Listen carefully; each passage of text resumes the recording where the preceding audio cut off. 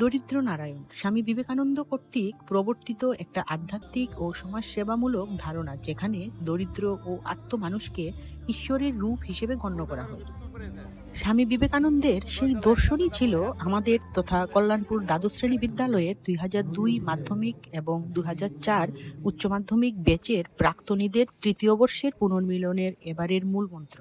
প্রধান অতিথি তথা এলাকার সম্মানিত বিধায়ক শ্রীযুক্ত পিনাকি দাস চৌধুরী মহোদয় এবং আমাদের প্রিয় শিক্ষক মণ্ডলীর প্রদীপ প্রজ্বলনের মাধ্যমে আমরা অনুষ্ঠানের শুভ সূচনা করি। আমরা উদ্বোধনী গান বক্তব্যের মাধ্যমে আমাদের মূল গন্তব্যে অগ্রসর হই, যেখানে আমরা 42 জন দরিদ্র নারায়ণকে আমাদের সাধ্যমতো প্রচেষ্টা অনুযায়ী চাদর বিতরণ করি।